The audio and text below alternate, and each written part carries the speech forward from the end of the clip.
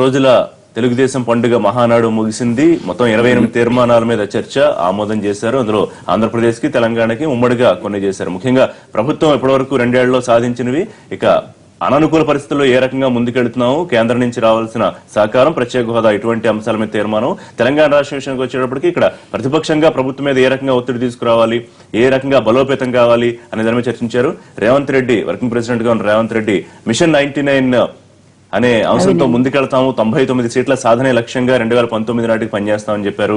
మరోవైపు ప్రాజెక్టులకు సంబంధించి తెలంగాణ టీడీపీ నేతలు విమర్శలు చేశారు. అందులో అవినీతి అంశాలు గానీ లేకపోతే హడావుడి ధోరణిలో ముందుకెళ్తోంది తెలంగాణ ప్రభుత్వం అని చెప్పి కామెంట్స్ చేశారు. ఇక జాతీయ అధ్యక్షుడు బీజేపీకి సంబంధించి అమిత్ షా వికాస్ పర్వలో భాగంగా హైదరాబాద్ వచ్చారు. ఈ సందర్భంగా 3 ఏళ్లలో తెలంగాణలో మనం అనుకుంటే కనుక అధికారం అసాధ్యమేమీ కాదు, ఆ రకంగా కార్యకర్తల్ని సమాయత్తం చేసుకుని ముందుకెళ్లాలి, అలాగే 2 తెలుగు రాష్ట్రాల మీద ప్రత్యేక దృష్టి పెడుతున్నాను, పరుగులు ఎత్తిస్తానని చెప్పి ఆయన వ్యాఖ్యానించారు. ఈ అంశాల మీద ఇవాళ లైవ్ షోలో మనం చర్చించుకుందాం. మనతో పాటు లైవ్ షోలో జాయిన్ అవుతున్నారు నందమూరి లక్ష్మీ పార్వతి గారు, వైఎస్ఆర్సీపీ జనరల్ సెక్రటరీ, అలాగే ఎస్వీఎస్ఎన్ వర్మ గారు, పిఠాపురం ఎమ్మెల్యే, తెలుగుదేశం పార్టీ ఆంధ్రప్రదేశ్ శాఖ ముఖ్య నాయకుడు, జోలకంటి రంగారెడ్డి గారు, మాజీ ఎమ్మెల్యే, సిపిఎం సీనియర్ నాయకుడు, కపిలవాయి దిలీప్ కుమార్ గారు, తెలంగాణ బీజేపీ అధికార ప్రతినిధి.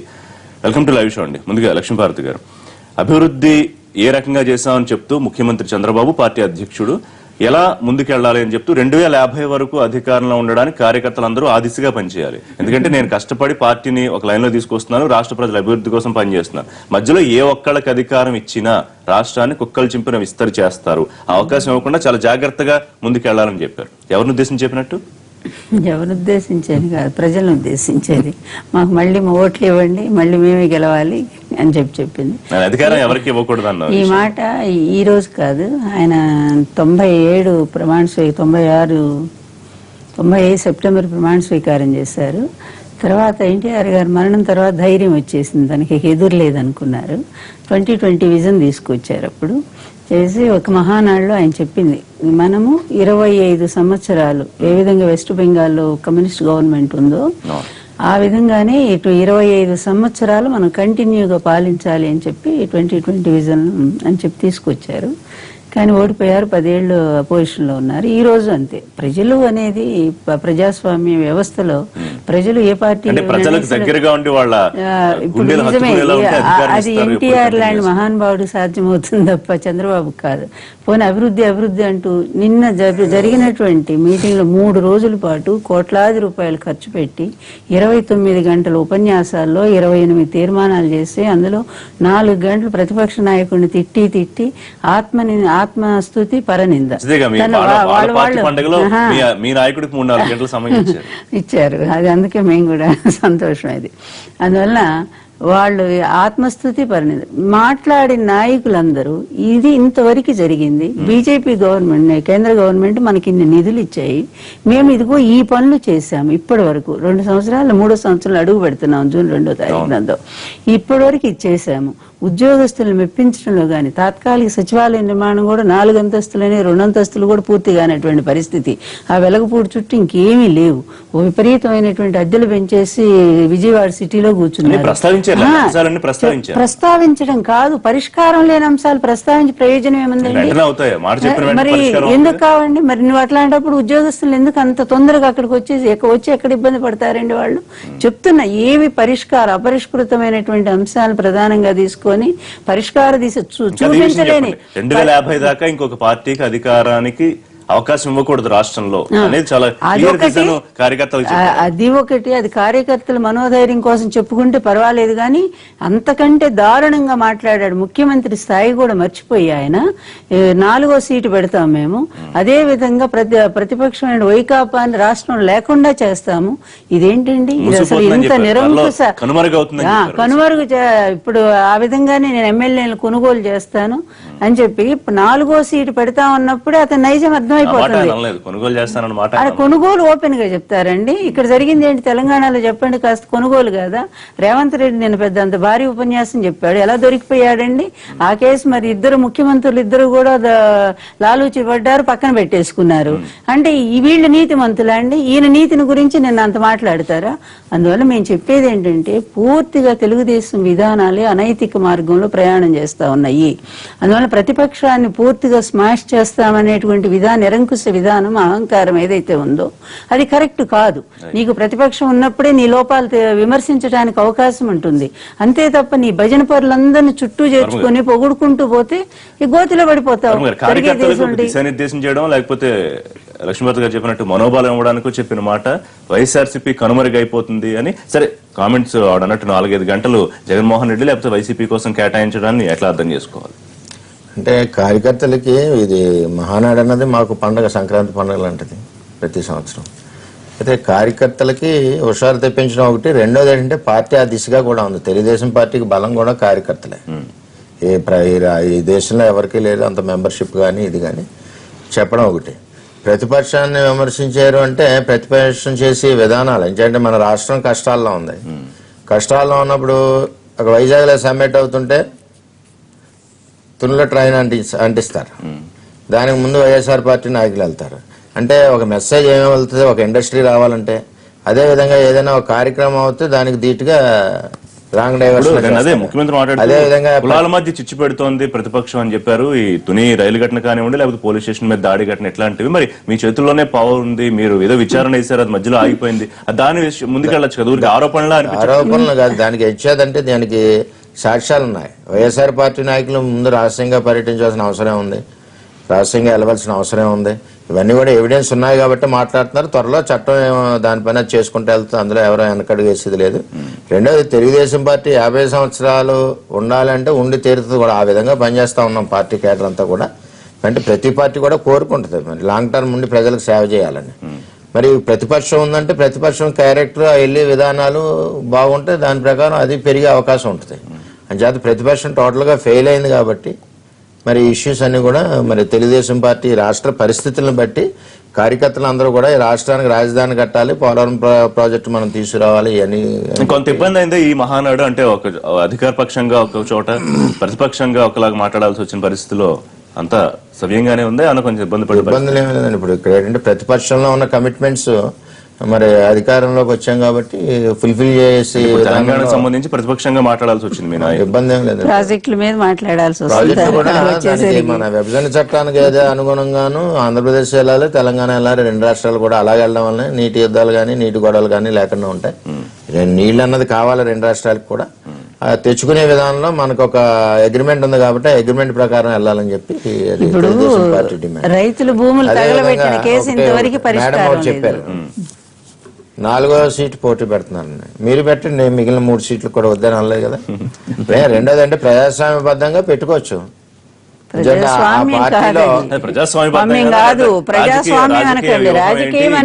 పార్టీలో ఆ నాయకుడి మీద ప్రజాస్వామ్యం అంటే తప్పు. అది ఎమ్మెల్యేలందరూ కూడా చాలా ఇబ్బంది పడుతున్నారు. ఒక గౌరవం లేదు, ఒక అపాయింట్మెంట్ అడిగితే అది మీరు చెప్తారా? రంగారెడ్డి గారు, మొత్తం మహానాడు ముగిసింది, తీర్మానాలు 2 రాష్ట్రాలకు సంబంధించి ఇందాక నేను చెప్పినట్టుగా ఎట్లా అనిపించింది ఈ మొత్తం మహానాడులో జరిగిన తీర్మానాలు, లేకపోతే ఇటు తెలంగాణ ప్రతిపక్షంగా చేసిన విమర్శలు, ఆంధ్రప్రదేశ్ లో అధికారంలో ఉండగా చేసిన కార్యక్రమాల గురించి చెప్పడం, మొత్తం సిపిఎం ఎట్లా చూస్తుంది? ఇప్పుడు తెలుగుదేశం మహానాడు అలా సభలన్నీ కూడా కొత్తదనం ఏం లేదు. మామూలుగా ఏంటంటే వాళ్ళు సంవత్సరానికి ఒకసారి పెద్ద ఎత్తున వాళ్ళ కార్యకర్తలందరినీ కూడా సమీకరించుకొని ప్రతినిధులుగా అక్కడ కూర్చోబెట్టి ప్రతిరోజు చెప్పేటువంటి రొటీన్ ఏంటంటే మళ్ళీ తీర్మానాలు కొన్ని పెట్టడం, తర్వాత చంద్రబాబు నాయుడు గారిని మిగతా వాళ్ళందరూ పొగడటం, తర్వాత ఆయన చేసినటువంటి ఇవన్నీ కూడా చెప్పడం అనేది సహజం. వల్ల కొత్తదనం కనిపించడం లేదు. 2050 వరకు అని చెప్పేది ఆయన ఆశ. అది ప్రజల ఆశలు మొత్తం ఎవరు నెరవేరుస్తారో వాళ్ళు ఉంటారు. అంతకుముందు కూడా నేను విజన్ 2020 నాకు ఎదురు లేదు, నాకు ప్రపంచం అంతా కూడా నన్ను గుర్తిస్తా ఉన్నారు, నేను చాలా గొప్ప నాయకుడిని అని చెప్పి ఆయనే చెప్పాడు. తర్వాత ఏంటంటే మరి ఎన్ని స్థానాలు పడిపోయిందో మనం చూడడం కూడా జరిగింది. కాబట్టి ఏంటంటే ఇది మాటల్లో కాదు, ఆచరణలో చిత్తశుద్ధితోటి నిజాయితీగా తర్వాత ప్రజలకు ఇచ్చినటువంటి హామీలు మొత్తం కూడా నెరవేరిస్తే ఏ ప్రభుత్వం అయినా ఏ నాయకుడైనా మళ్లీ మళ్లీ గెలిపించడానికి అవకాశం ఉంటుంది. ఈయన చేసినటువంటి వాగ్దానాలు తర్వాత ఈ 2 సంవత్సరాల కాలంలో ఆంధ్రప్రదేశ్ రాష్ట్రంలో ఆ ప్రజలకు ఎంతవరకు అమలు చేశారు? ఇలా నిరుద్యోగ సమస్య, తర్వాత రైతులకు ఇస్తున్నటువంటి రుణమాఫీ కానివ్వండి, అదేవిధంగా పేదవాళ్ళకు కట్టిస్తున్నటువంటి ఇండ్లు కానివ్వండి, అట్లాగనే ప్రాజెక్టులకు భూములు తీసుకుంటా ఉన్నారు నిర్వాసితులకు, వాళ్ళ విషయంలో కానివ్వండి, ఇవన్నీ కూడా చాలా సమస్యలు ఉన్నాయి.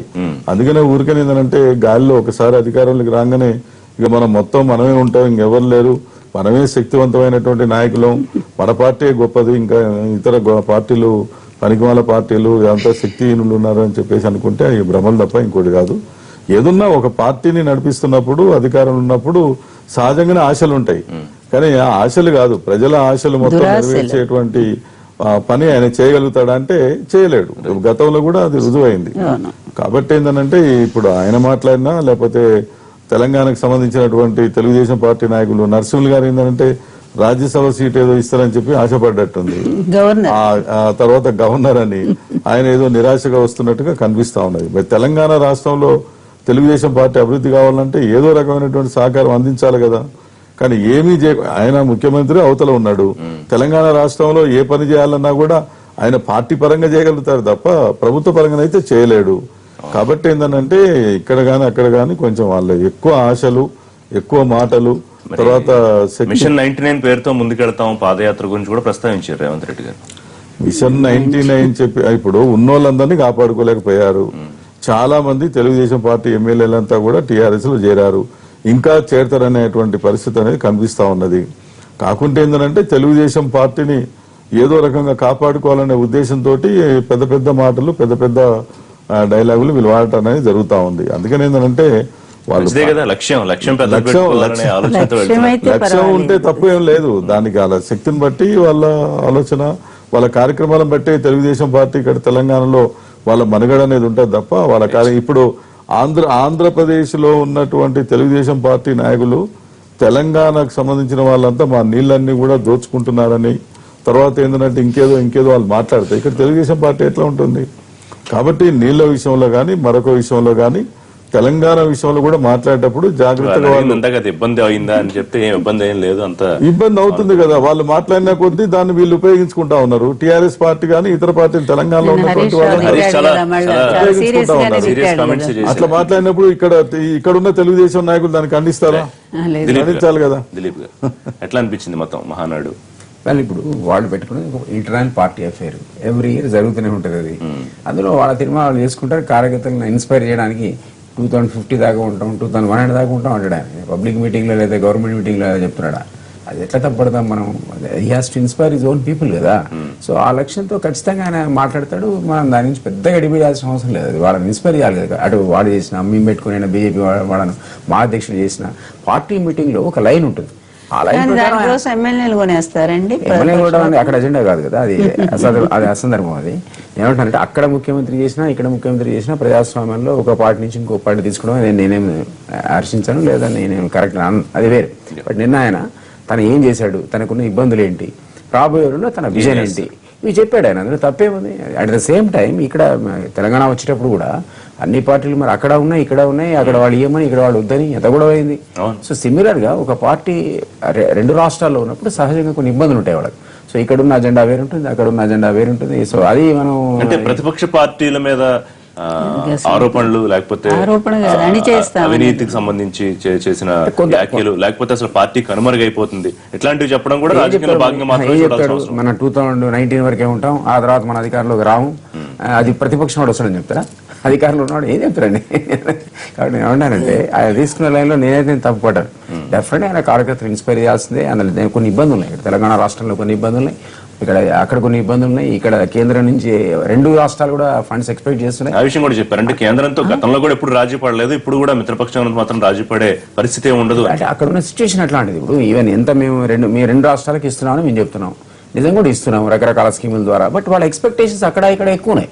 మిషన్ భగీరథ, మిషన్ కాకృతి ఇక్కడ పెట్టి ఎంటైర్ ఫండింగ్ మీరే ఏమంటారు అడుగుతున్నాను. ఆ స్కీమ్ పెట్టడంలో మన పెట్టాలా అవుతారు, అది వేరే విషయం. ప్రధాని మెచ్చుకున్నారా రెండు స్కీమ్స్? అదే చెప్తున్నా. ఆ పెట్టిన రోజు మా మెచ్చుకున్నాడు ఆయన. ఆల్రెడీ హరీష్ ప్రకటించాడు ఈ రెండు స్కీమ్లో 60% కేంద్రం నవార్డు ద్వారా మన ద్వారా మనకు అజురెన్స్ వచ్చింది అని. ఇట్స్ గుడ్ సైన్ కదా. అదేవిధంగా అమరావతి కూడా క్యాపిటల్ కన్స్ట్రక్షన్ కి డబ్బులు ఇస్తామనేది విభజన చట్టంలో ఉంది. డెఫిసిట్ ఫైనాన్సింగ్ చేస్తాం. ఇప్పుడు మనం ఒక విషయం అర్థం చేసుకోవాలి. ఫండింగ్ అనేది it's a continuous process. If it ఇదే సెంట్రల్ అజూరెన్స్ బిల్లు ద్వారా వచ్చేవని ఖచ్చితంగా ఎవరున్నా అధికారులు ఇవ్వాల్సిన పరిస్థితి ఉంటుంది. కానీ అక్కడ ఉన్న నెసిటీ త్వరగా ఇవ్వాలనేటువంటిది ఒక డిమాండ్ ఉంది అక్కడ. దాన్ని మీట్ గా అనుగుణంగా రిలీజియస్ లేకపోతే ఆస్పిరేషన్స్ కి అనుగుణంగా రిలీజియస్ మరి లేకపోతే ఆ స్పీడ్ ఇక్కడ స్పీడ్ ఉందండి. ఆ స్పీడ్ కి అనుగుణంగా వాళ్ళు సహజంగా బాధపడుతున్నారు. చిన్న బ్రేక్ తర్వాత నేను అమిత్ షా చేసిన వ్యాఖ్యలు మరి స్పీడ్ అనుకుంటారా ఉరకలెత్తిస్తా ఉంటారు కదా. బీజేపీ జాతీయ అధ్యక్షుడు వికాస్ పర్వ్లో భాగంగా హైదరాబాద్ వచ్చారు. సందర్భంగా ఆయన అధికారానికి సంబంధించి ఆయన వ్యాఖ్యలు చేశారు. లక్ష్మీభారతి గారు, 2 తెలుగు రాష్ట్రాల్లో కార్యకర్తల్ని పరుగులు పెట్టేస్తాను, ఎందుకంటే అధికారానికి దగ్గరగా వెళ్లాల్సిన అవసరం ఉంది. మనం అనుకుంటే అసాధ్యమేమీ కాదు. ముఖ్యంగా తెలంగాణ మీద ఎక్కువ కాన్సన్ట్రేట్ చేస్తున్నట్టు కనిపిస్తుంది. ఎందుకంటే ఈ రోజుల్లో పెద్ద ఏమీ అసాధ్యమైన విషయం కాదు. అట్లాగే ఆంధ్రప్రదేశ్ కూడా వదిలే ప్రసక్తి ఏం లేదు. నిజంగా కూడా ఆశ్చర్యం, ఒకప్పుడు 2 సీట్లతో ఉన్న బీజేపీ ఈ రోజు 2 సార్లు అధికారానికి వచ్చిందంటేనే అది గ్రేట్. వాళ్ళ కృషిని మనం మెచ్చుకోవాల్సిందే. ఎంత పొలిటికల్ గానో మొత్తం ఓటర్లను ఆకట్టుకోవటంలో దేశంలో, అందులో ఒక మతతత్వ పార్టీ ఆర్ఎస్ఎస్ భావజాలంతో ఉన్నటువంటి పార్టీని ముద్ర ఉన్నప్పటికీ కూడా ఆఖరికి ముస్లిమ్స్ ఓట్లు కూడా ఎంతో కొంత శాతం వాళ్ళు సాధించగలిగారంటే అది గ్రేట్. అయితే దానికి ఆచరించిన విధానం అనేది వేరు. ఈ రోజు కూడా అంతే. మోడీ గెలుపు అనేది సామాన్యమైంది కాదు. ఏకైక పార్టీగా ఇప్పుడు మొన్నటి వరకు అన్ని సంకీర్ణ ప్రభుత్వాలే నడిచినటువంటి దశలో అతిపెద్ద పార్టీగా గెలిచి అంత బీజేపీ సత్తా చాటారు వాళ్ళు. అందువల్ల దాని వెనుక అమిత్ షా ఉన్నారనేది అందరికీ తెలుసు. ఆయన చాణక్య నీతి అనేది బాగా ఉపయోగపడుతుందని. అయితే నాకు కొన్ని పోలికలు చంద్రబాబు నాయుడుకును మోడీ గారికి కనిపిస్తూ ఉన్నాయి. ఏంటంటే పబ్లిసిటీ, ఓవర్ పబ్లిసిటీ, దాని హైప్కి తీసుకెళ్ళిపోయి అబద్ధాన్ని సుబద్ధవ సామెత ఉంది, అబద్ధవ సుబద్ధవ కుంతిపుత్ర వినాయక అని చెప్పి సంస్కృతంలో సామెత. నువ్వు మంచి చెప్పు, అబద్ధం చెప్పు, నిజం చెప్పు, ఏదైతే కుంతిపుత్రుడు వినాయకుడు అనేది గట్టిగా చెప్పు. మేబీ ఈ సందర్భానికి సరిపోతుంది. చంద్రబాబు నాయుడు గారు మాట్లాడుతూ ఒక మాట అన్నారు, నేను ఒక విషయాన్ని పదే ఎందుకు చెప్తానంటే మీ మనసులో నాటుకుపోతుంది అని. అది మొదటి నుంచి అతను మొదటి నుంచి విజన్ వేరే కాదు, అతని విజనే ఇది. పాజిటివ్ గా చెప్పారు, మీరు నెగిటివ్ కాదు, వాస్తవం కూడా. ఒకే అబద్ధాన్ని పదే చెప్తే నల్లమేకకు నల్ల కుక్క అయిపోయినట్టు ఉంటుంది సామెత, అంతే ఉంటుంది. ఒకే అబద్ధాన్ని పదే ఎంతో కొంత ప్రజల్లోకి వెళ్ళిపోతుంది. గతం నుంచి జరుగుతుంది అదే విధానం కూడా బీజేపీలో ఈ రోజు కనిపిస్తా ఉంది. చేసిన దానికంటే కూడా చెప్పుకునేది ఎక్కువగా కనిపిస్తా ఉంది, ఈ ప్రభుత్వం గానీ ఆ ప్రభుత్వాలు గానీ. అందువల్ల వాళ్ళు కూడా ఏంటంటే రాజకీయమే ఒక పరమావధిగా పెట్టుకున్నారు ఈ రోజు బీజేపీ కూడా. ఎందుకంటే ప్రజల సంక్షేమాలు ఇప్పుడు ఆయన చెప్పినటువంటి ఒక్క పథకం కూడా ఈ 2 ఏళ్లలో మోడీ గారు ఏం చేశారు అస్సలు తెలియట్లేదు. అన్నిటి మించి ఆంధ్రప్రదేశ్ జరుగుతున్న అన్యాయం మనం కళ్ళారా చూస్తున్నాము. ఈ రోజు 2 రాష్ట్రాలు మేలు జరగాలని అంటున్నారు. 2 రాష్ట్రాలను ఈక్వల్ చేస్తే ఎలాగండి? ఆంధ్ర రాష్ట్రానికి అసలు అది కొత్త రాజధాని లేనటువంటి రాష్ట్రానికి ఏపీకి హోదా ఇవ్వడానికి ఇబ్బందులు ఉన్నాయి, అందుకే హోదా స్ఫూర్తితో మరింత సాయం అందిస్తామని జాతీయ అధ్యక్షుడి స్థాయిలో మరొకసారి. అదే మరి ఏమో చూడాల్సిందే. ఎందుకంటే 2 ఏళ్ల 2,000 కోట్లు మాత్రమే రాజధానికి ఇవ్వటం జరిగింది. ఇది పోలవరం మొత్తం కడతామని దాని క్రింద చూస్తే 1880 కోట్లు మాత్రం ఇవ్వటం జరిగింది. మరి వెనుకబడ్డ ప్రాంతాలకేమో 600 కోట్లు ఎంతో 800 కోట్లు ఎంతో ఇచ్చారు. అంతా కలిపి 6,500 కోట్లు మొన్న వాళ్ళు లెక్కలు చెప్పారు. మరి ఈ విధంగా చూస్తే ఇక్కడేమో ఈయన మహానగర నిర్మాణం ప్రపంచంలోని ఇంక విశ్వనగరం ఇంకెక్కడ లేని నగరాన్ని కట్టాలని ఈయన కూర్చున్నాడు ముఖ్యమంత్రి. ఆ విశ్వనగరం ఎప్పుడవుతుందో కనీసం దాని ఛాయలు కూడా ఏది అధికారానికి ముఖద్వారం ఎక్కడి నుంచి సౌత్ లో ప్రారంభించారు. ఎందుకనో అది బీజేపీకి సౌత్ లోనే మొదటి నుంచి. ఎందుకంటే సౌత్ అంతా కూడా ఒక ద్రవిడ ఉద్యమ ప్రభావం ఉంది చాలా చెప్పాలి అంటే. ఒక తమిళనాడు మనం కొంచెం మినహాయిస్తే అక్కడ వ్యక్తి ఆరాధన పూజా విధానం ఉంటుంది, అక్కడ వ్యక్తికే పూజలు చేస్తారు. ఇక మిగిలిన రాష్ట్రాలన్నీ తమిళనాడు ఏది మీరు మినహాయించే తమిళనాడునే ద్రవిడ ఉద్యమం ఉంది. అదే కానీ అక్కడే పుట్టింది. కానీ నేననేది పూజ కదా, వ్యక్తి ఆరాధన. వ్యక్తి ఆరాధనతో అక్కడ జరుగుతూ ఉంటుంది. ఇంకా మిగిలిన అన్ని చూస్తే కూడా ఎక్కువగా కొంత సోషల్ భావాలు ఉన్నటువంటి ఇదంతా కూడా ఈ ద్రవిడ ఉద్యమ ప్రభావమే ఇక్కడ. అందువలన ఏంటంటే తొందరగా ఈ బీజేపీ ఆకట్టుకోలేకపోతా ఉంది. బీజేపీ ఆర్ఎస్ఎస్ విధానం అనే దాని మీద ఇక్కడ ఉండేటువంటి ద్రవిడ రాష్ట్రాలన్నీ కూడా బీజేపీని. కానీ మళ్ళీ కర్ణాటకలో మీకు ఎక్కడైతే మతభావాలు ఎక్కువగా ఉన్నాయో అక్కడ బీజేపీ వెళ్ళగలుగుతా ఉంది. కర్ణాటక కూడా అంతే. మొత్తము బసవన సంప్రదాయంలో వచ్చిన విధానంలో కర్ణాటక రాష్ట్రం భక్తి సంప్రదాయానికి పుట్టినిళ్ళది. అందుకనే అక్కడ బీజేపీ మళ్ళీ వస్తుంది కూడా. రేపు ఎన్నికల్లో మళ్ళీ బీజేపీ సీతారాం నాయక్ గారు మనకి అందుబాటులో ఉన్నారని టెలిఫోన్ లైన్ లో టీఆర్ఎస్ సీనియర్ నేత ఎంపీ. నమస్కారం సీతారాం నాయక్ గారు. సీతారాం, నిన్న రేవంత్ రెడ్డి మాట్లాడుతూ మిషన్ 99 తో ముందుకెళ్తున్నాము, తెలంగాణలో 2019లో 100 సీట్ల సాధనే లక్ష్యంగా 100 మంది యువకులకు సీట్లు ఇచ్చి గెలిపించుకుంటాము. ఇవాళ ఎవరైతే వెళ్లారో వాళ్ళందరూ వాళ్ళ ఆత్మాభిమానాన్ని కేసీఆర్ పాదాల దగ్గర తాకట్టు పెట్టారు అని మహానాడు సందర్భంగా వ్యాఖ్యానించారు. దీని మీద మీ కామెంట్, టీఆర్ఎస్ కామెంట్.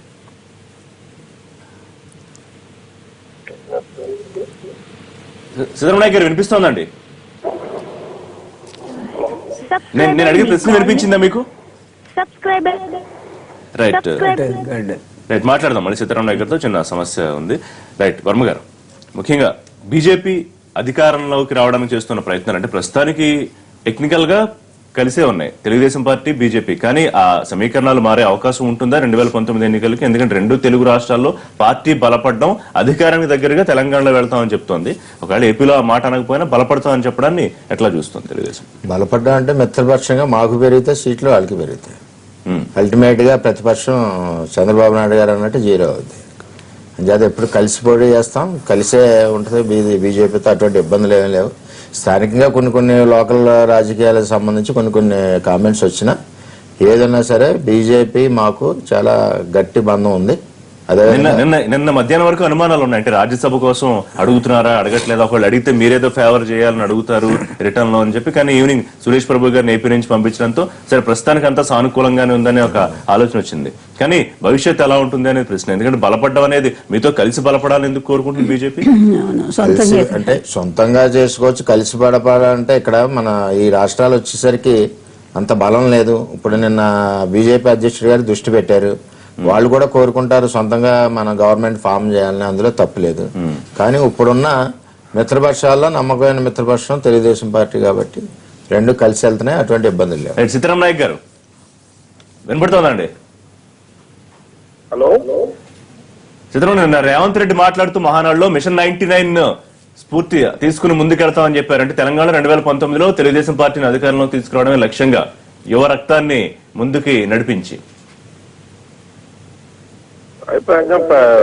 ఒక పార్టీకి నాయకత్వం వహిస్తున్నాడు కనుక ఆయన మాట్లాడటంలో అర్థం లేదు. కానీ ఒక దిక్కేమో రాష్ట్ర దేశంలో పార్టీ అధ్యక్షుడిగా ఉంటున్నటువంటి చంద్రబాబు నాయుడు తెలంగాణలో జరిగేటువంటి అభివృద్ధి కార్యక్రమాలపైన ఏదైనా మాట్లాడి ఉంటే ఆయన అన్నట్టు యువత ఆయనకు ఆకర్షితులు అవుతారు. ఆయనేమో ఇక్కడ మేము ఏదైనా చిన్న చెక్ డామ్ కడదామంటేనేమో కోర్టుకు పోతా ఆపుతా అంటాడు. ఈయనేమో ఆ కండ కప్పుకొని మాట్లాడతాడు. కనీసం అలా ఉండాలి కదా. అది అర్థం చేసుకోవాలి. మీరు అన్నట్టు ప్రతి పార్టీలో ఉన్నటువంటి నాయకులకు ఆకాంక్ష ఉంటది. 19కి మేమే వస్తాం, కలిసి పనిచేస్తాం, తెలంగాణలో జరుగుతున్నటువంటి అభివృద్ధి కార్యక్రమాలు తెలంగాణలో ఉన్నటువంటి నాయకుడు ఎట్లా పనిచేస్తున్నాడో అది ఆలోచించాలి. ఇప్పుడు నిన్ననే సర్వేలు చేసి ఏమో తెలంగాణలో ఉన్నటువంటి ముఖ్యమంత్రి అన్ని దేశంలో ఉన్నటువంటి అందరు ముఖ్యమంత్రుల కంటే నంబర్ 1 లో ఉన్నారు అంటున్నారు. అటువంటి పరిస్థితిలో వీళ్ళు ఎలా ఊహిస్తున్నారో అర్థం కావడం లేదు. కానీ అందుకోసం ఏంటంటే వాళ్ళు ఒక పార్టీ ప్రతిపక్షంలో ఉన్నటువంటి వాళ్ళు ఏదో ఒక తాపత్రయంలో మాట్లాడడం తప్పేం లేదు. కానీ ఇది కూడా చెప్పాలి వాళ్ళు వాస్తవంగా. నిన్న మహానాడులో మాట్లాడడం ఉండే. మరి ఒదిక్కు మీరు మా తెలంగాణలో ఓట్లు అడుగుతున్నప్పుడు తెలంగాణ ప్రజలకు కోరుకున్నటువంటి యుద్ధమాలు జరిగినాయని నీళ్లు నిధులున్నాయి. ఆ నీళ్ల కోరకి ఎక్కడైనా ఇంత కానకట్ట కడతామంటే మీరు అడ్డుపడుతున్నారు కదా, మరి ఎట్లా ఊహిస్తున్నారని నేను ఆ మాట మాట్లాడి ఉంటే ప్రజలు ఏమన్నా స్వాగతించేవాళ్ళు. తెలంగాణ తెలుగుదేశం నాయకులు ఏమంటారంటే ప్రాజెక్టులకి వ్యతిరేకం కాదు, కానీ అందులో జరుగుతున్న అవినీతి అక్రమాలకు లేకపోతే తొందరపాటు నిర్ణయాలకు వ్యతిరేకమని తీర్మానం కూడా చేశారు. రైట్, మనకి ఆయన టెక్నికల్ గా చాలా సమస్య కనిపిస్తోంది. Phone call. రైట్ వర్మ గారు, ఇప్పుడు ఏదైతే ప్రాజెక్ట్స్ గురించి చెప్తున్నారో తెలుగుదేశం పార్టీ కూడా మరి జాతీయ అధ్యక్షుడు చంద్రబాబు నాయుడు గారు, ఇప్పుడు కాంగ్రెస్ పార్టీ ఏమనండి, బీజేపీ పార్టీ ఏమనండి, ప్రతి రాష్ట్రంలోనూ ఒక్కొక్క సమస్యలు ఉంటాయి. అంచేత ఆ రాష్ట్ర నాయకులు పోరాడతారు అక్కడి వరకు. తప్పితే ఆ రాష్ట్ర సమస్యలను తీసుకొచ్చి ఆంధ్రప్రదేశ్కి లింక్ చేయడం, పార్టీకి లింక్ చేయడం కరెక్ట్ కాదు. ఓవరాల్ గా ఏ రాష్ట్రాల్లో ఉన్న సమస్యలు ఆ రాష్ట్రాల్లో ఉన్న మన నాయకత్వం ఏదైతే ఉందో పార్టీ నాయకత్వం అది సమీక్షించుకోవాలి, దాని ప్రకారం పోరాడాలి. ఇప్పుడు మిషన్ 99 తో రేవంత్ రెడ్డి తెలంగాణలో అధికారం కోసం 2019 కూడా అమిత్ షా కూడా అదే మాట చెప్పారు కార్యకర్తలకి, 3 ఏళ్లలో అధికారం మనం సాధ్యం అవుతుందని. ఇప్పుడు మనం ఇంకా రాలేము, నిరాశ నిస్పృహ ఉన్నాయనుకుంటే పార్టీ ఏది నిలబడదండి.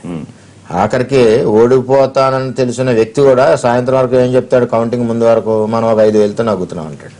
అతను తెలిసి ఓడిపోతున్నాడు. కానీ ఇక్కడ అది కాదు. ఎందుకంటే ఇది వరకు తెలుగుదేశం పార్టీ కొన్ని ఏంటంటే ఉద్యమాల సందర్భంగా ఆ పార్టీకి ఆ విధంగా ఒకసారి అవకాశం ఇచ్చారు, బాగుంది. టీఆర్ఎస్ పార్టీ కూడా స్టార్టింగ్ లో మరి 20 సీట్ల కాడి నుంచే మొదలెట్టింది ప్రయాణం. అదేవిధంగా రోజులన్నా మారుతాయి. మరి రోజు పాలకులు చేసే తప్పుదాల వలన, వాళ్ళు చేసే నిర్ణయాల వలన ఒక్కోసారి విపరీతమైన మార్పులు వస్తుంటాయి. దాంట్లో భాగంగా బీజేపీ కానీ తెలుగుదేశం కానీ కోరుకోవడంలో తప్పులేదు. ఆ దిశగా ప్రయత్నం కూడా చేస్తే ఆ దిశగా కష్టపడడం కూడా ప్రత్యేక జరుగుతుంది. హోదా విషయంలో సరే కేంద్ర సహాయ మంత్రులు కానివ్వండి, లేకపోతే వెంకయ్యనాయుడు గారు, పురంధేశ్వరి అందరూ మాట్లాడారు. జాతీయ అధ్యక్షుడిగా నేను అమిత్ షా దాదాపుగా మరొకసారి స్పష్టం చేశారు ప్రత్యేక హోదాకి ఇబ్బందులు ఉన్నాయి ఇవ్వడానికి, కానీ ప్రత్యేక స్ఫూర్తితో సాయం చేస్తామని. సో ఇంక దీన్ని గ్రాంటెడ్ గా తీసుకునే అవకాశం ఉంటుందా? ఇప్పుడు బీజేపీ మన రాష్ట్రంలో మనకున్న ఆర్థిక ఇబ్బందులు పెట్టి తెలుగుదేశం పార్టీ అడగడంలో తప్పులేదు. ఎందుకంటే మిత్రపక్షం కలిసి మ్యాండేట్ లో మనం మాట్లాడడం, ప్రజలకు హామీ ఇచ్చాం కాబట్టి. అడగడం తప్పు కదా, వాళ్ళు చెప్పారు. ఏది ఏమైనా హోదాయే కాకుండా దానికి తగ్గట్లు టెక్నికల్ ప్రాబ్లమ్స్ ఉన్నాయి కాబట్టి ఆ రేంజ్ లో తగ్గట్టు ఫండ్స్ రిలీజ్ చేస్తే ఏ విధమైన ఇబ్బంది లేదు. పర్వాలేదు, ప్రాసెస్ జరుగుతుంది. ఒకసారి అదే పట్టుకుని మనం కాలయాపన చేసి కంట ఎంతో కొంత లబ్ధి పొందడానికి ప్రయత్నం చేయాలి. అంతేగాని ఈ ప్రతిపక్షాలు కోరుకునే ఏంటంటే ఎక్కడ వీళ్ళిద్దరినో రిజైన్ ఇచ్చి వచ్చేయండి, బయటకు వచ్చేయండి, మీరు బయటకు వచ్చేయండి, రాష్ట్రాన్ని శ్మశానం చేసేద్దామని ప్రతిపక్షాల కోరిక. కానీ మేము అటువంటి పరిస్థితి లేదు. కలెక్టివ్ డిస్కషన్ తోటే కలిసి పోరాడతాం, స్నేహంగా పోరాడి తెచ్చుకుంటాం తప్పితే బీజేపీతో రిలేషన్ పాడు చేసుకునే ఉద్దేశం మాకు లేదు, వాళ్ళకి టీడీపీతో రిలేషన్ పాడు చేసుకునే ఉద్దేశం వాళ్ళకి లేదు. అల్టిమేట్ గా ఏదో ఒక కార్యక్రమాలు జరుగుతా ఉన్నాయి. ఇన్స్టిట్యూషన్స్ రావడమో, ఫండింగ్ రావడమో, ఇప్పుడు పోలవరం రావడమో, ఇవన్నీ కూడా ఒకటి జరుగుతా ఉన్నాయి. దేశవ్యాప్తంగా బీజేపీ బలపడాలి రాజకీయంగానే ఆలోచన, ఒక్కొక్క రాష్ట్రంలో అధికారాన్ని సొంతం చేసుకోవాలనే ఆకాంక్షతో ముందుకెళ్తోంది. క్లియర్ గా కనిపిస్తోంది. మన జరిగిన ఓట్ పర్సంటేజ్ పెరగడం కానివ్వండి, అసెంబ్లీలో గెలవడం కానీ, ముఖ్యంగా తెలుగు రాష్ట్రాల మీద ఈసారి దృష్టి పెట్టడం ఎంతవరకు వాళ్ళకి సానుకూలంగా ఉండే అవకాశం ఉంటుంది? ఇప్పుడు బీజేపీ నాయకులకు ఒకటి అర్థం కావాలి. మోడీ గారు ప్రధానమంత్రి కావటానికి కానీ వాళ్లకు అత్యధిక సీట్లు రావటానికి ఒక ప్రత్యేకమైనటువంటి పరిస్థితులు ఉన్నాయి దేశంలో. ఒక 10 సంవత్సరాల పాటు యూపీఏ ప్రభుత్వం అధికారంలో ఉన్నప్పుడు వాళ్ళ యొక్క వైఫల్యాలు, అవినీతి అక్రమాలు కానివ్వండి, ప్రజా సమస్యల్ని పట్టించుకోకపోవడం కానివ్వండి, వాళ్ళ మీద ఉన్నటువంటి వ్యతిరేకత మొత్తం కూడా ఏంటంటే ఇంకొక ఆల్టర్నేటివ్ అనేది కనిపించలేదు. అటువంటి సమయంలో మోడీ గారిని ముందుకు తీసుకొచ్చి ఆ మోడీ గారు కూడా మొత్తం కార్పొరేట్ శక్తులు, కార్పొరేట్ మీడియా, కార్పొరేట్ డబ్బు అదంతా కూడా బాగా వెనకాల ఉండి అట్లా సహాయపడటం వల్ల ఏంటంటే ఆయన అధికారంలోకి రావడం అనేది జరిగింది. బీజేపీ ఏదో బలంతో వచ్చినటువంటిది కాదు. వాళ్ళ క్యాడరు, తర్వాత వాళ్ళ నిర్మాణం, వాళ్ళ సొంత బలంతో వచ్చింది కాదు. అధికారంలోకి వచ్చిన తర్వాత రాకముందు ఆయన ప్రజలకు ఎన్నో హామీలు ఇచ్చాడు. యువతరానికి ఇచ్చాడు, రైతులకు ఇచ్చాడు, తర్వాత మహిళలకు ఇచ్చాడు.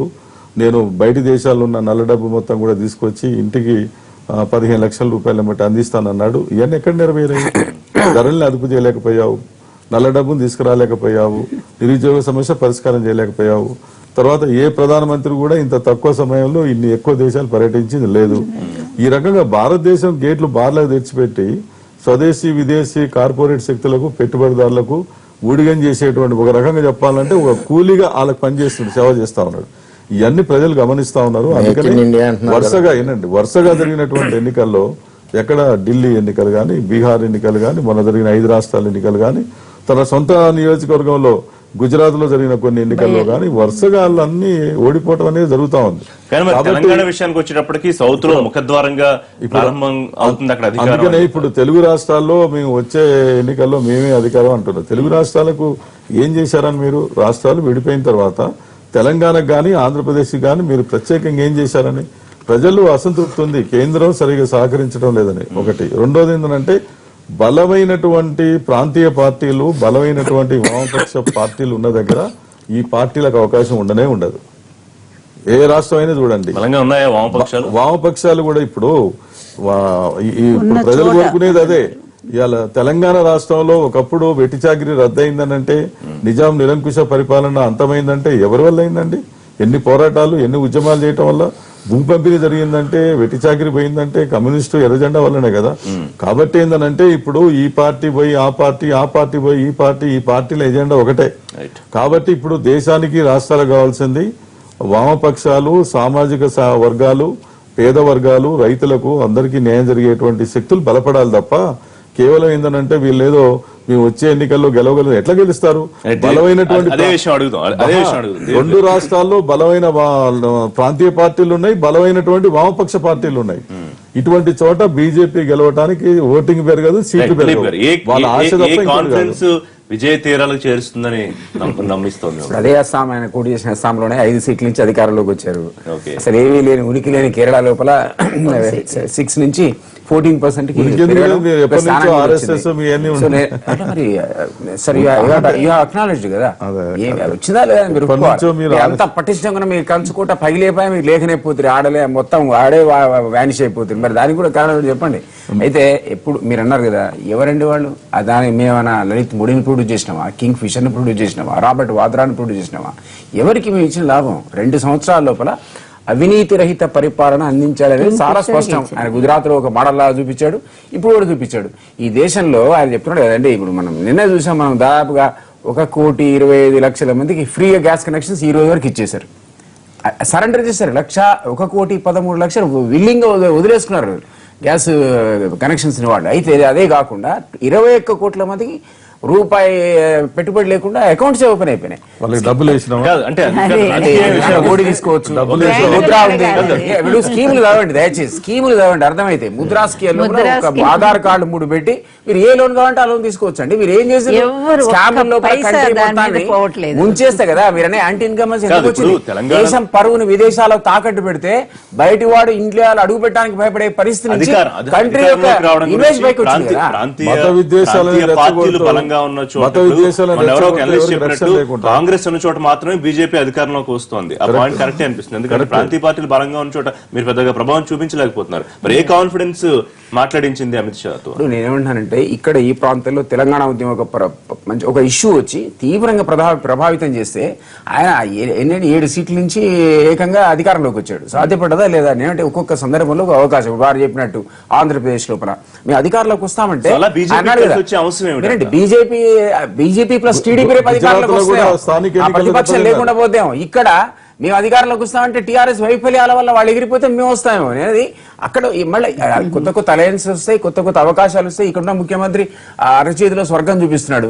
రేపు అతపాతాళానికి పడిపోయినప్పుడు ఆల్టర్నేట్ కోసం చూస్తారు. బీజేపీతో కలిసి చేస్తాను ఏం చెప్పలేదు రేవంత్ రెడ్డి. ఆయన TDP ఒకటే టైం విల్ డిసైడ్ అండి. తెలంగాణలో 19 లో మనం అడగండి రేవంత్ ని, ఎవరు ఒక్కడైనా ఇంకెవరు ఉన్నారు అని నేను చెప్తున్నా. గుజరాత్ లో కూడా వాళ్ళకు ఓటింగ్ శాతం తగ్గింది, తర్వాత స్థానిక ఎన్నికల్లో కూడా దెబ్బతిన్నారు. ఏదేమైనా మాది బ్రహ్మాండమైన ఇంకా రాష్ట్రం scam చెప్తున్నారు. ఇక ఆయన వారణాసిలో గులాంగిరి పోయింది చేస్తున్నాడు. వారణాసిలో ఒక్క నిమిషం, ఎంత ఫార్ రీచింగ్ కామెంట్స్ ఆయన. ప్రధానమంత్రి అట పెట్టుబడిదారులకు గులాంగిరి చేస్తున్నాడు. ఎవరో పాపం చెప్పు, ఎవరికి ఆయన చుట్టూ ఉన్న వాళ్ళంతా ఛాలెంజ్ చేసి అడుగుతాడు, చూపించిన ఆయన చుట్టూన్న వాళ్ళంతా ఎవరు? దమ్ముంటే చూపెట్టి బ్లాక్ మనీ ఎందుకు తీసుకురాలేదు? నేను అధికారంలోకి వస్తే 100 రోజులు తెస్తా ఉన్నారు. మీరు బయట దేశాలు ఉన్న బ్లాక్ మనీ మాట్లాడు. ఒక్క మాట. ఒక్క మేడం, నేనేమంటున్నా, ఇప్పుడు ఇంత ఫార్ రీచింగ్ కామెంట్స్ ఒక ప్రధానమంత్రిని పట్టుకొని దేశాలు తిరుగుతున్నాడు, అసలు తెలుసో తెలియదు. ఒక్క నిమిషం తర్వాత చెప్పండి. ప్రధానమంత్రి కంటే ఎక్కువ మన్మోహన్ సింగ్ తిరిగిండండి. నేను అమిత్ షా స్పీచ్ లో చెప్పిండు, మన్మోహన్ సింగ్ పోయినట్టు తెలియదు, వచ్చినట్టు తెలియదు ఎవరికి. అది పరిస్థితి దేశంలో 10 ఏళ్ళు. ఆ president of India prime minister ఉన్నట్టే తెలియదు ఆయన చెప్పినట్టు. అట్లాంటి దేశం నుంచి మాట్లాడే ప్రైమ్ మినిస్టర్ వచ్చింది కదా పాపం. అంటే మాట్లాడే వ్యతిరేకత కూడా ఉంది. భారతదేశానికి ఏమొచ్చిందనే సమస్య ఆంధ్రప్రదేశ్లో కానీ తెలంగాణలో కానీ దేశానికి ఏమొచ్చింది? ఆ విషయం కూడా చెప్పాలి. మేడం అన్నది కదా, నేను చెప్తున్నా పోలవరం 500 ఇచ్చారు, 600 ఇచ్చారు. మీరు అర్థం చేసుకోండి, పోలవరం సెంట్రల్ ప్రాజెక్ట్ అండి. వేరే స్పెషల్ స్టేట్స్ లో 90-10 షేరింగ్ 10 ఉంటే ఇది అది కాదు, 100% సెంట్రల్ గవర్నమెంట్. మీరు రేపు పొద్దున అప్పు తెచ్చి పెడితే వడ్డీతో సహా గవర్నమెంట్ ఆఫ్ ఇండియా ఇచ్చేస్తుంది. ఆ ప్రాజెక్ట్ కూడా చేసినట్టు మీరు ఒక నిమిషం అలా కాదు. పోలవరానికి సెంట్రల్ గవర్నమెంట్ ఏం చెప్పిందంటే టోటల్ లోన్ నాబార్డ్ నుంచి ఇప్పించి జరిగిన వర్క్ ప్రకారం సెంట్రల్ గవర్నమెంట్ క్లియర్ చేసుకుంటుందని చెప్పింది. ఇచ్చేదంటే ఇక్కడ వీళ్ళకి కావాల్సింది అంటే పోలవరం అవ్వకూడదు, రాజధాని కట్టకూడదు, డెఫిసిట్ ఫైనాన్సింగ్ మీకు తెలుసు కదా. వినండి, డెఫిసిట్ ఫైనాన్స్ మీరు అన్నారు, దానికి సమాధానం వారు చెప్పిన దానికే. ఒకసారి బడ్జెట్ లోటును పూజిస్తామంటే ఆ బడ్జెట్ లోటు మీరు నిర్ధారించిన తర్వాత 100% ఎప్పుడే రావాల్సిందే. అది ఇట్స్ ఎ కంటిన్యూస్ ప్రాసెస్. అంతేగాని నరేంద్ర మోడీ గారి గురించి విమర్శిస్తున్నారు. ఒక నిమిషం అండి, విదేశీ సంబంధాలు పూర్తిగా చెడిపోయి చైనా కబందస్తాల్లో ఇండియా చుట్టూ పెట్టి పరిస్థితుల్లో మొన్న ఇరాన్ వెళ్ళి చక్కటి పోర్ట్ ఒకటి తీసుకొచ్చి మనకు ఏదైతే భయం ఏదైతే ఉందో చైనా చుట్టుముట్టిన భయం, కొంత భయాన్ని పోగొట్టిన ఘనత నరేంద్ర మోడీ. ఇది వరకు ప్రధానమంత్రి ఉన్నాడో లేడో ఒక్క నిమిషం. ఆంధ్రప్రదేశ్ లో ప్లీజ్ ఒక్కసారి కార్పొరేట్ వ్యక్తులకు బ్యాంకుల నష్టాల్లో ముంచిన డిఫాల్టర్స్ కి 25,000 కోట్ల రూపాయలు ఆంధ్రప్రదేశ్ గవర్నమెంట్ కడితే 1,50,000 కోట్లు కేంద్ర గవర్నమెంట్ డిఫాల్టర్స్ కి పే చేశారో లేదో ఒకసారి బయటికి అదేమంటారు మేడం ఇది? అదే విధంగా ఏమంటారు అది? రైతు వాళ్ళకి ఊడిగం చేస్తున్నట్టా కాదా? వ్యవసాయ రంగానికి సంబంధించినటువంటి వాళ్ళకి మీరు 2013 ఊడిగం బిల్లును రద్దు బ్యాంకింగ్ చేసి వ్యవస్థ గురించి అప్పుడే separate చర్చ పెట్టండి, చెప్తా. ఆర్డినెన్స్ తీసుకొచ్చింది ఎవరండి? ఆర్డినెన్స్ తీసుకొచ్చి facility given corporate by the శక్తులకు పెద్దపీట వేసింది ఎవరండి? Please, వెళ్ళాలి. మత కలహాలు ఎక్కడ? ఫైరింగ్ అయిందా? ఎక్కడైనా అయిందా? ఏమైంది మత కలహాలు? ఎవరా మత కలహాలు? థ్యాంక్ యూ దేశం మొత్తం కూడా అసహనం. ఇవాటి లైవ్ షో మరిన్ని లైవ్ అండ్ పొలిటికల్ అప్డేట్స్ కోసం చూస్తూనే ఉండండి ఎన్టీవీ.